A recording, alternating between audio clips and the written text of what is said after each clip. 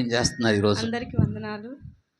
దేవుడు సిలువలో పలికిన 7 మాటల్లో 4వ మాట మత్తయి వార్త 27వ అధ్యాయం 46వ వచనం.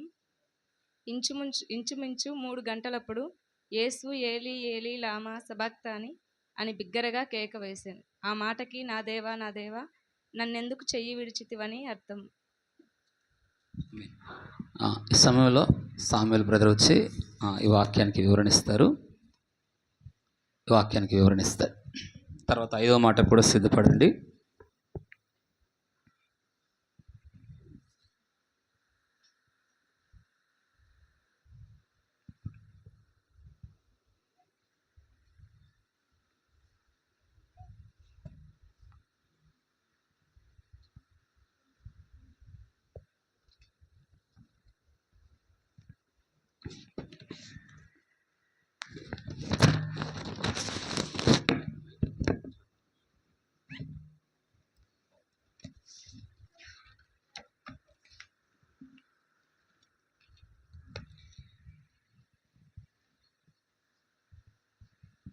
యేసుక్రీస్తు నామములో ఈ యొక్క ఉదయకాల సమయంలో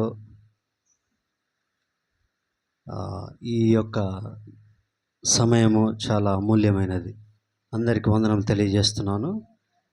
యేసుక్రీస్తు సిలువలో పలికిన ఈ యొక్క 4వ మాట చూసినట్లయితే కీర్తనలు గ్రంథము 22:1. ఇక్కడ దావీదు భక్తుడు కొన్ని వందల సంవత్సరముల క్రితమే ప్రవచన రూపంలో చెప్పాడు, నా దేవా నా దేవా నన్నెలా విడనాడితివి. దావీదు కుమారుడు కొన్ని వందల సంవత్సరాల క్రితమే బైబిల్లో ప్రవచన రూపంలో చెప్పాడు.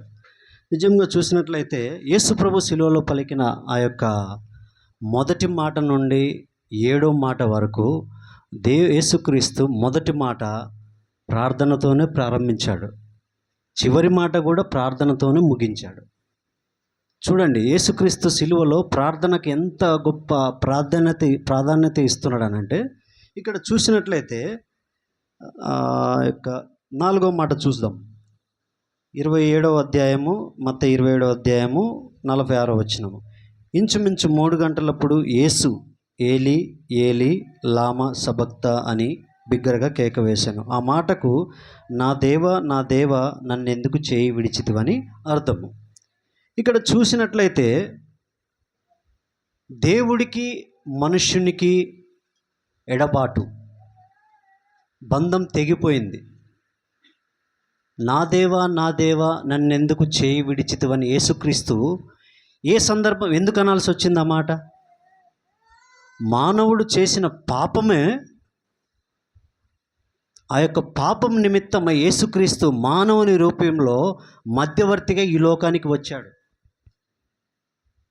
చూసినట్లయితే తండ్రి అయిన దేవుని కుమారుని చేయి విచుట ఎంత విచారకరం, ఎంతో వేదనతో మాట బాధపడుతూ అసలు తండ్రి యేసుక్రీస్తు తండ్రి చెయ్యిని విడవలేకపోతున్నాడు.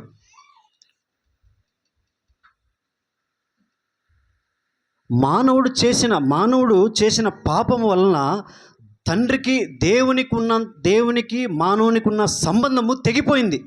అందుకే ఈరోజు పాపము, అసూయ, కొట్లాటలు, పని చేసుకొని చెమటోడ్చి బతకాలి మనం. ఆ పాపం చేసినందువలన ఈరోజు మనము యేసుక్రీస్తు ద్వారా ఈరోజు మనము ఆ యొక్క శ్రమలు అనుభవిస్తున్నాము. అందుకే దేవుడికి మనుషునికి ఉన్నంత సంబంధం తెగిపోయింది కనుక మధ్యవర్తిగా క్రీస్తు యేసు ఈ లోకానికి వచ్చి మానవునికి దేవునికి సంబంధము తిరిగి మరల కలపడానికి ఈ మాట మాట్లాడుతున్నాడు యేసుక్రీస్తు. అర్థమవుతుందండి? మానవుడు చేసిన పాపము, ఆదాము అవ్వ చూసినట్లయితే చూడండి, ఆదికాండము 5వ అధ్యాయము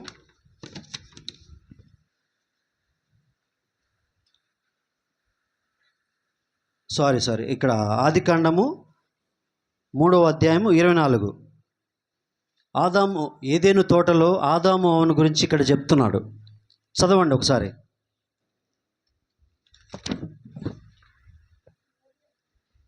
3:24 అక్క.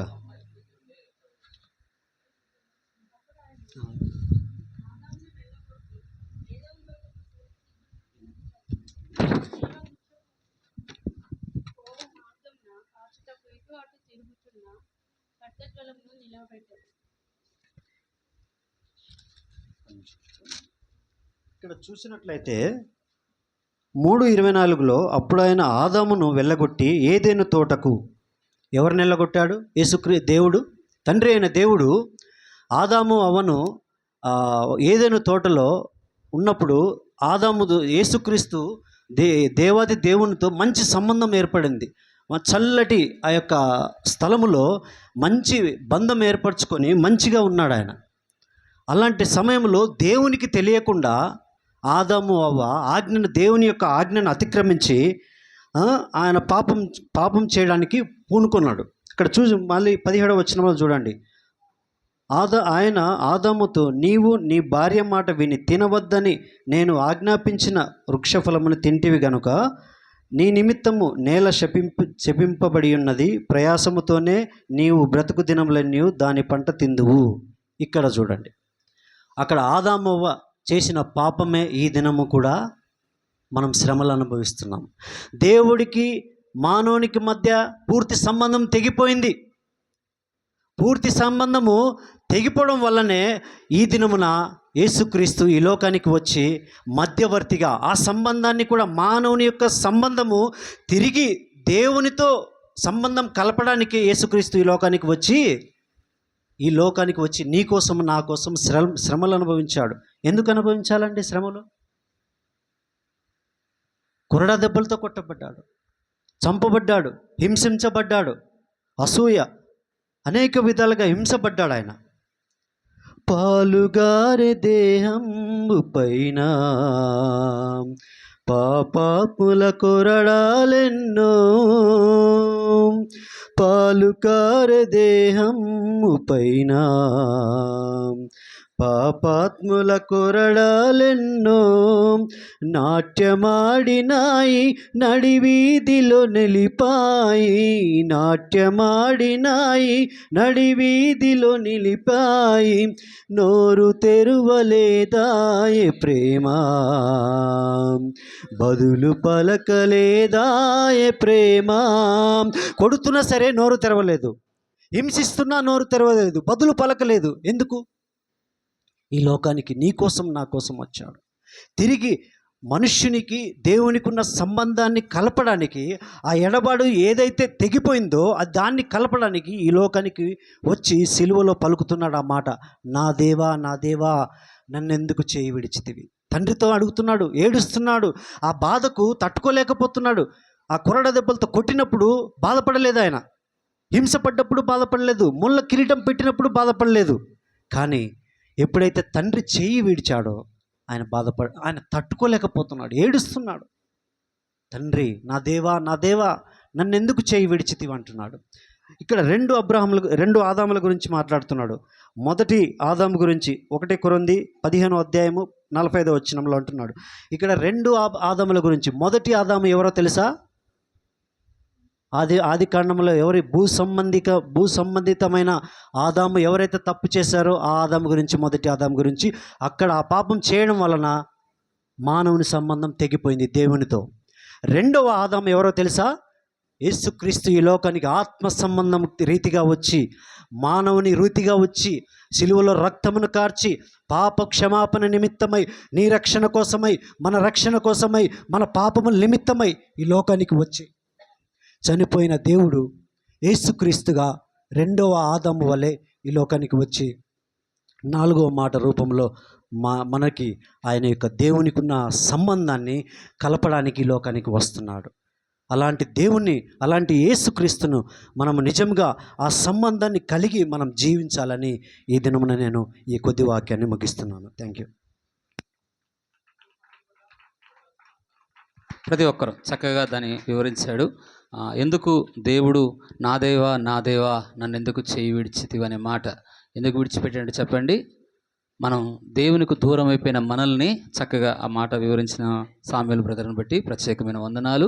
ఈ సమయంలో మరొక మాట ప్రార్థన చేసుకుందాం. ఈ సమయంలో మా వదిన ప్రార్థన చేస్తుంది.